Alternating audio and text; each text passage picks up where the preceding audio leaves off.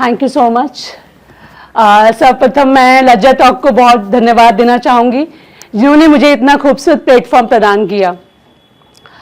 और सबसे ज़्यादा इम्पॉर्टेंट ये है कि मुझे यहाँ पर अस्तित्व से बताने की मुझे यहाँ पर मौका मिल रहा है, यह मेरे लिए सबसे इम्पॉर्टेंट है। मेरी जर्नी में आप सभी मेरे साथ यूं ही बने रहें, यह मैं आप सभी से आशा करती हूँ। तो चलिए मेरी जर्नी में मेरे हमराज बन जाइए। आज सोचने बैठी हूँ तो उम्र पंख लगाकर उड़ने को है। वो देखो आकाश में सूरज निकल रहा है, पंछियों की चहचहाहट के जैसे मेरा मन। मैं एकता सिंह चौहान, दिल्ली से। मैं एक उत्तर प्रदेश के एक छोटे से कस्बे में एक मध्यवर्गीय परिवार में मेरा जन्म हुआ। माँ और दादी से कहानियाँ सुनकर बड़ी हुई। बचपन से ही बहुत शांत स्वभाव की थी, तो अधिक सबसे अपनी मन की बातें नहीं कह पाती थी। तो दादी और मेरी किताबें ही मेरी बेस्ट फ्रेंड थी। वक्त अपनी रफ्तार पर था।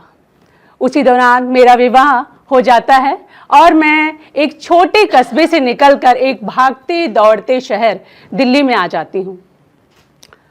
अभी हम एक दूसरे को समझने में ही लगे हुए थे, जैसा कि अरेंज मैरिज में होता है। अभी हमारा चल रहा था, आपस में खट्टी मीठी बातें चल रही थी। उसी दौरान मेरे हस्बैंड की तबीयत थोड़ी ठीक नहीं थी, तो उन्होंने घर पर ही रेस्ट करना ठीक समझा। तो उनके बॉस हमारे घर पर आए और उन्होंने हम हालचाल पूछा उनका। मैं भी उनके लिए नॉर्मल चाय नाश्ता करने के लिए उनके लिए गई। तो फिर मैं उनके साथ बैठी तो उन्होंने बोला कि एकता, घर पे क्यों बैठे हो, इस टाइम को क्यों ख़राब कर रहे हो, कुछ लाइफ में करो, कुछ आगे बढ़ो। तो मुझे भी लगा एक्चुअली मेरे जो हस्बैंड की जो बॉस को अपने बड़े भाई की तरह मानते थे, उन्होंने भी उस बात को अग्री किया और कहा कि चलो कुछ करना है। तो उन्होंने ही मुझे कंप्यूटर कोर्स ज्वाइन करवाया और उसके बाद मैंने चार्टेड अकाउंटेंट के यहाँ पर काफ़ी टाइम काम किया और कुछ सीखा भी। तो फिर मैं उसके बाद मैंने हॉस्पिटल ज्वाइन किया और वहाँ पर मैंने चार्टेड अकाउंटेंट के यहाँ पर ही अकाउंट डिपार्टमेंट में मैंने काम स्टार्ट कर दिया। सो दैट चल रहा था धीरे धीरे और बहुत कुछ सीखने को मिल रहा था डे बाय डे, जो कि घर में बैठकर कभी भी नहीं हो सकता था। तो वह सीखने को मिल रहा था। उसी दौरान मेरी बेटी का जन्म हुआ और बेटी के जन्म के बाद कुछ टाइम उसकी परवरिश को भी दिया। और इसके बाद फिर मैंने मास्टर्स कंप्लीट की इकोनॉमिक्स में और बीएड भी कंप्लीट कर ली। ऑफिस आवर्स बहुत अधिक होने की वजह से मैंने उस जॉब को लीव करके मैंने एक स्कूल में टीचर की जॉब ज्वाइन कर ली। वक्त चल रहा था। उसी दौरान मुझे जॉब छोड़ने के लिए कहा गया, तो मुझे फाइनली जॉब भी छोड़नी पड़ी।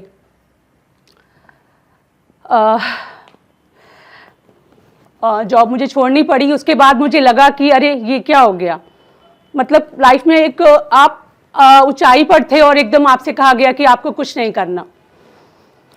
फिर मैंने सोचा कोई बात नहीं। इसी दौरान मैं एक बच्चे से 2 बच्चों की माँ भी बन चुकी थी। फिर मैंने घर पर ही अपने घर और अपने बच्चों की डोर पकड़ी और फिर मैंने घर पर ही ट्यूशन क्लासेस स्टार्ट कर दी। जी चल रहा था, बहुत मज़े से चल रहा था। फिर 2015 दरवाजे पर दस्तक दिया मेरे से। मुझे फाइनली ट्यूशन के लिए भी बाय करना पड़ा कि उन्होंने कहा कि नहीं, ट्यूशन्स भी नहीं पढ़ाने हैं, अब तुमने घर पर ही रहना है और बच्चों को देखना है और बस अब तुमने कुछ नहीं करना। मन बहुत परेशान हो गया कि ये क्या, कि अभी तो सब कुछ था और अब एकदम सब कुछ सडनली सब कुछ स्टॉप सारा हो गया।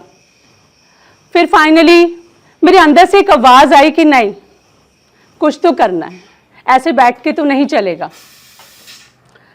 फिर एक हौसले ने आवाज़ दी, रखो विश्वास अपने पर तो ये जीवन सरल होगा, निरंतर ताप दो श्रम का जमा संशय तरल होगा, विधाता ने तुम्हें भेजा, कहीं कुछ तो प्रयोजन है, कोई तो प्रश्न है जग में जो केवल तुमसे हल होगा। फिर जी चल दिए, क्योंकि कुछ ना कुछ तो करना था। और फिर धीरे धीरे मैंने आयुर्वेदिक डायरेक्ट सेलिंग का काम स्टार्ट किया, घर पर ही, ऑनलाइन भी, ऑफलाइन, ये सब मैंने स्टार्ट कर दिया। काफ़ी नए लोगों से मिलने को मिल रहा था, कुछ नए नए तजुर्बे भी हो रहे थे वक्त के अनुसार, और चोरी चोरी चुपके चुपके काम चल रहा था, कोई किसी को नहीं, बस चल रहा था काम। मन में सेटिस्फैक्शन था कि हाँ हम कुछ कर रहे हैं, बच्चों को भी देख रहे हैं और साथ साथ काम चल रहा था। काम में बहुत कुछ अच्छा अचीवमेंट भी मिल रहा था, रैंक भी बहुत अच्छे हासिल हो रहे थे और चल रहा था। फिर कहते हैं ना कि वक्त बदला, थोड़ा टाइम हुआ, 2018 20 जुलाई, उसी काम के दौरान ही मैं मेरे किसी डिस्ट्रीब्यूटर के यहाँ जाना हुआ, तो वहाँ एक फंक्शन था, तो वहाँ पर मेरा जाना हुआ। तो वहाँ पर एक फंक्शन में मैं वंदना शर्मा से मिली, वो सोशल वर्कर थी और लेखिका भी थी। तो मतलब मेरे को तो लगा कि वाओ, इनसे अच्छा क्या होएगा। तो हम दोनों ने एक दूसरे का नंबर चेंज किया और फिर फाइनली फंक्शन अटेंड करके नेक्स्ट डे रात को नींद नहीं आई थी उस दिन। सोचा कब फ़ोन करूं उनको और उनसे पूछूं कि कुछ मुझे भी कुछ करना है। फिर मैंने मॉर्निंग में उनको फ़ोन किया, लेकिन उन्होंने नहीं उठाया था। फिर दोपहर हुई, फिर मैंने दोबारा किया, फिर उन्होंने उठा लिया फाइनली मेरा फ़ोन। फिर मैंने उनको बताया कि मैं लिखती हूँ, लेकिन लिखकर अपनी सारी डायरी में स्टैपलर कर देती हूँ, कभी किसी को बताया नहीं इस बारे में। तो वो हंसने लगी। मुझे लगा कि शायद उन्होंने मुझे पढ़ लिया। उन्होंने मेरे को काफ़ी सारे मंचेस पे जुड़वाया, ऑनलाइन ऑफलाइन हम लोगों ने काम किया, और उन्हें साथ साथ मुझे काफ़ी ग्रुप्स हो गए और डाउनलोड वगैरह भी कुछ करवाया मुझे, जिसकी हेल्प से मुझे साहित्य में जाने का एक अवसर मिल गया। मतलब कहते हैं कि एक मैंने पड़ाव चढ़ लिया नया। आयुर्वेदा चल रहा था साइड बाय साइड, लेकिन ये जो काम था डिफरेंट। यहाँ आकर डेली कहानियाँ, कभी किताबें और कभी कविताएं और कभी गाने गुनगुनाने का मौका मिल रहा था। डेली डे बाय डे कुछ कुछ नया सीखने को मिल रहा था। ऐसा लगा अरे यार, मैं तो यही तो करना चाहती थी, मैं इधर उधर क्या ही भटक रही थी। पर लगा कि कभी ऐसा लगा अरे मैं तो बहुत लेट हूँ, मैं तो कुछ किया ही नहीं और मैं इतना लेट, मुझे तो मतलब सब लोग इतना आगे हैं और मैं कुछ भी नहीं कर रही हूँ। फिर एक अंदर से आवाज़ आई कि नहीं, कोई नहीं। कहते हैं ना कि सपने जो हम देखते हैं अगर सच्ची शिद्दत से हो तो वो सपने साकार हो जाते हैं। मेरे सपनों की डायरी, मेरी बंद डायरी खुल गई थी। बंद डायरी के पन्नों को देखा, बंद डायरी के पन्नों को देखा, बार बार काटी थी जज्बातों की रेखा। न जाने कितने किस्से सिले पड़े थे, कुछ अनकहे कुछ अनखुले मौन खड़े थे। फिर जी एक दिन ऐसा भी आया 2021, मुझे फाइनली, क्योंकि मैं बहुत शाय भी हूँ और अभी भी मैं शिवरिंग कर रही हूँ, मैं ज़्यादा नहीं कर पाती हूँ कि बहुत स्टेज पे बहुत लॉन्ग टाइम तक कर पाऊँ। तो फाइनली मुझे कोहाट इनक्लेव प्रीतमपुरा में फर्स्ट टाइम मुझे काव्य पाठ करने का मौका मिला। मतलब मेरे लिए तो बहुत बड़ी बात थी, मतलब सबके लिए शायद हो, लेकिन मेरे लिए बहुत बड़ी बात थी। और बाय लक, जैसे यहाँ पे मेरा सेकंड टाइम है, वहाँ भी मेरा सेकंड टाइम था कि मुझे समझ नहीं आया कि अरे मतलब मैंने तो सुना ही नहीं किसी का और मेरा टाइम आ गया, अब मैं कैसे। बट लेकिन भगवान कहते हैं ना कि ऊपर एक शक्ति थी, उसने मुझे सपोर्ट किया और एक नारी शक्ति पर बहुत ही खूबसूरत कविता मैंने पढ़ी और सबने बहुत अप्रिशिएट किया। रियली वंडर की, मतलब उस दिन मैं बहुत खुश हुई कि रियली मैंने कुछ अपने दिल वाला काम किया है। बस जी फिर उस दिन के बाद तो सिलसिला चल पड़ा और सब चीज़ें मतलब 1 to 1 चलती रहीं। और फिर लिखना, कहते हैं कि लिखने से जो सुकून मिलता है वो आपको किसी काम से नहीं मिलता। मन का एक सुकून जो कहीं भी घूमने से फिरने से, क्योंकि अपनी जो लेखनी है ना, जो कलम है, जो हमें ताकत देती है, वो कोई भी नहीं दे सकता। तो इस कलम के जरिए ही बहुत कुछ सीखने को भी मिल रहा था। मुझे अपनी जर्नी से मेन यही मुझे लगा कि लाइफ में निरंतरता बहुत आवश्यक है। अगर हम कंटिन्यू किसी भी काम को करते रहेंगे तो गॉड भी हमारे साथ होंगे और हम कभी ना कभी तो जरूर कामयाब होंगे। लोग कहते थे कि तुम्हें क्या जरूरत है ये सब करने की, घर पे बैठो ना, क्या दिक्कत है, सब कुछ तो है। पर नहीं, हम जब जन्म लेते हैं तो भगवान जी हमें जब पैदा करते हैं तो बाय बर्थ हमें रिलेशन, एक रिश्ते मिलते हैं और कुछ रिश्ते हम यहाँ आकर बनाते हैं। लेकिन एक रिश्ता मेन है जो हमारा खुद से है।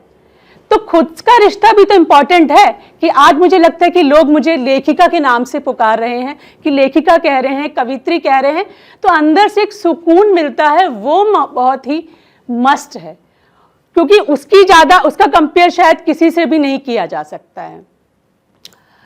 तो लोगों का काम तो है कहना, वो तो कहेंगे। इसी बात पे मेरी एक कविता हो जाए, वो मैं सुनाती हूँ आप सभी के समक्ष। मैं हंसने लगी मुस्कुराने लगी हूँ, मैं हंसने लगी मुस्कुराने लगी हूँ, अपने सभी राज बताने लगी हूँ। Just a minute.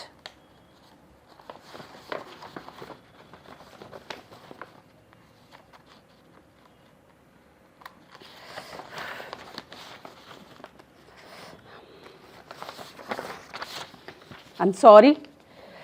मैं हंसने लगी मुस्कुराने लगी हूँ, यही बात सबको बताने लगी हूँ, नहीं कुछ छुपाना मुझे अब किसी से, मैं 40 को 40 बताने लगी हूँ। उतरने लगा है जो चश्मा तो काजल हटा दूँ, लगा है जो चश्मा तो काजल हटा दूँ, नहीं जी इसे और गहरा करूँगी, नहीं जी इसे और गहरा करूँगी। उतरने दो बालों में चांदी उम्र की, उतरने दो बालों में चांदी उम्र की, मैं मनचाहे रंगों की रंगत भरूंगी। तजुर्बा है 4 दशकों का मुझको, उसी पर तजुर्बा है 4 दशकों का मुझ पर, ना अब मैं गलतियां वो पुरानी करूंगी। ये चेहरे पे आई लकीरें हैं अपनी, इन्हीं पर नई एक कहानी लिखूंगी। लगा जबकि सब दूर जाने लगे हैं, लगा जबकि सब दूर जाने लगे हैं, तो मैं पास खुद के आने लगी हूँ, नहीं कुछ छुपाना मुझे अब किसी से, मैं 40 को 40 बताने लगी हूँ। Thank you so much.